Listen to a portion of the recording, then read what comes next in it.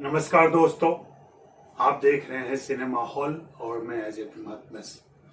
अगर अभी तक आपने सब्सक्राइब नहीं किया है तो प्लीज सिनेमा हॉल को सब्सक्राइब कर लें और बाय मी ए कॉफी लिंक पर जाकर मेरे लिए कॉफी खरीदें। मैं कोई लाख 10 लाख सब्सक्रिप्शन की मांग नहीं कर रहा हूँ। मुझे कुछ 100 कुछ 1000 सब्सक्रिप्शन आप दे दें तो काफी होगा मेरे लिए। आज का वीडियो मैं सिनेमा मरते दम तक पर कर रहा हूं। यह एक डॉक्यूमेंट्री सीरीज है जो प्राइम वीडियो पर आई है। आपने शायद देख लिया हो। 6 एपिसोड के इस सीरीज की कल्पना वासनवाला ने की थी और उनके सहयोगी रहे इसमें कुलिसकांत ठाकुर, जुल्फी और दिशा रिंदानी। इन सभी ने असीम आहलूवालिया के सहयोग से इस सीरीज को पूरा किया है। इस सीरीज को देखते हुए मुझे अपना एक पुराना लेख याद आया। बहुत पहले पैशन फॉर सिनेमा नाम का एक वेब पोर्टल था जिस पर सिनेमा के सारे उत्साही लोग लिखा करते थे। उनमें से आज कई मशहूर फिल्मकार बन चुके हैं। वहां मैं भी लिखा करता था और संभवतः हिंदी में लिखने वाला अकेला मैं ही था वहां पर। उसमें 2007 में मैंने एक लेख लिखा था, सी ग्रेड फिल्मों का संसार। हुआ यूं था कि मैं हरियाणा गया था, पानीपत के इलाके में, और वहां के सिनेमा घरों में, दुकानों पर, चौराहों पर जो पोस्टर्स मैंने देखे उन्हें देखकर मैं चौंका था। और फिर मैंने बात की थी वहाँ के स्थानीय लोगों से, तो पता चला कि ये सी ग्रेड की फिल्में वहाँ लगती हैं और वहाँ के दर्शक इसे देखते हैं। फिर मुझे याद आया कि बिहार में भी स्टेशन के पास और बस स्टॉप के पास के सिनेमा घरों में इस तरह की फिल्में लगती थी जिसमें ट्रांजिट ऑडियंस होते थे। ट्रांजिट ऑडियंस कहने का मतलब कि ऐसे दर्शक जिन्हें बस पकड़नी हो, जिन्हें ट्रेन पकड़नी हो, जिनके पास 2-3 घंटे का समय हो, वे अपना समय ऐसे थिएटर में बिताया करते थे। यह एक अलग किस्म का दर्शक समूह था जो अब लगभग खत्म हो चुका है। यह दौर है पिछली सदी के अंतिम दशक के शुरू से शुरू होता है और 21वीं सदी में आकर के लगभग 2004-5 के आसपास खत्म होता है। भोजपुरी सिनेमा के आगमन और मल्टीप्लेक्स के आगमन के साथ यह दौर बिल्कुल खत्म हो गया और ऐसे निर्देशक भी गायब हो गए। वासनवाला और उनकी टीम ने ऐसे निर्देशकों में से 4 को खोजा है और उन्हें अपने समय को याद करते हुए 4 फिल्में बनाने का ऑफर भी दिया। छोटी फिल्में हैं, ये चारों बनी हैं। उस दौर के निर्देशकों में से 4 निर्देशक जो चुने गए हैं इस सीरीज के लिए, उनके नाम हैं दिलीप गुलाटी, विनोद तलवार, किशन शाह, जे नीलम, जसपाल नीलम। इन चारों ने अपने समय को याद किया है और इस सीरीज को पूरा किया है। उनकी कार्यशैली, उनके सोचने की दृष्टि, विषयों का चुनाव और कलाकारों का चुनाव, उनसे काम लेने का तरीका, एक सीमित बजट में ये सारी फिल्में बनती थी और मुनाफा कमाकर निर्माताओं को देती थी।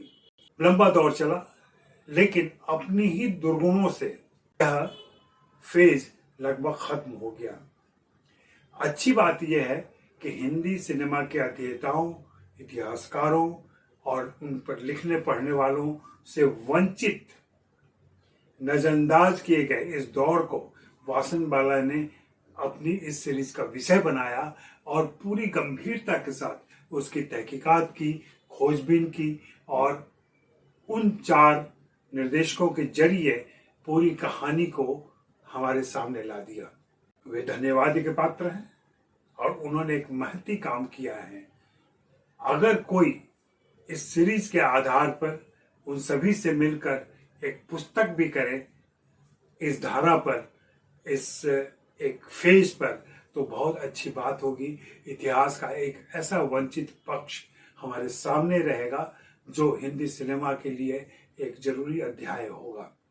अगर आपने अभी तक यह सीरीज नहीं देखी है तो मैं आपसे आग्रह करूंगा कि आप इस सीरीज को देखें और उस दृष्टि को, उस समझ को पकड़ने की कोशिश करें जो उन निर्देशकों के दिमाग में काम करता था और जो ऐसी फिल्में बनाने के लिए प्रेरित करता था। हम सभी कांति शाह का नाम जानते हैं। कांति शाह, जिन्होंने एक जमाने में गुंडा जैसी भी फिल्म बनाई, लोहा फिल्म बनाई और इस विधा के मास्टर कहलाए। एक चीज जो ये सीरीज अपने डिस्क्रिप्शन में ले आती है और बार बार जिसका जिक्र होता है और 5वें अध्याय में आकर के 5वीं कड़ी में वे सभी इस बात को कहीं ना कहीं दोहराते हैं। 6ठी कड़ी में इस बात को वे याद करते हैं और कहीं अफसोस भी जाहिर करते हैं और रोते भी हैं, बिदकते हैं और यह स्वीकार करते हैं कि उन्होंने कोई महती काम नहीं किया, कोई बड़ा काम नहीं किया। वे जो काम कर रहे थे वहां से उनकी यही उम्मीद थी कि आज हम छोटी छोटी फिल्में बना रहे हैं, कल को बड़ी फिल्म बना सकेंगे, लेकिन वे कभी भी बड़ी फिल्म नहीं बना सके और बदनाम हुए अपनी उन फिल्मों की वजह से, अपने उन सेक्स, स्लीज, हिंसा और अपराध की फिल्मों की वजह से।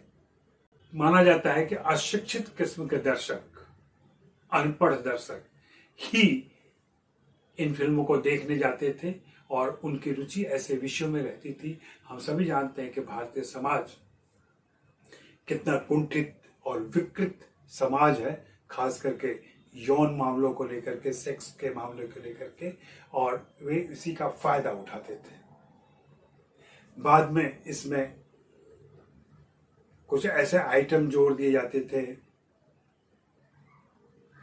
कुछ और हिस्से लगा दिए जाते थे जो स्थानीय डिस्ट्रीब्यूटर या सिनेमा घर के मालिक करते थे, जिससे इसकी बदनामी हुई।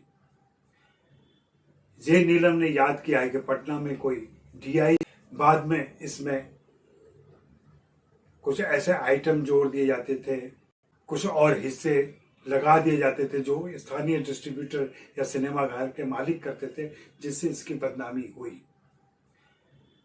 जे नीलम ने याद किया है कि पटना में कोई डीआईजी आए थे, उन्होंने ऐसे सारे थिएटर पे छापे मारे थे और इन फिल्मों को बंद करवाया था और पोस्टर हटवाए थे।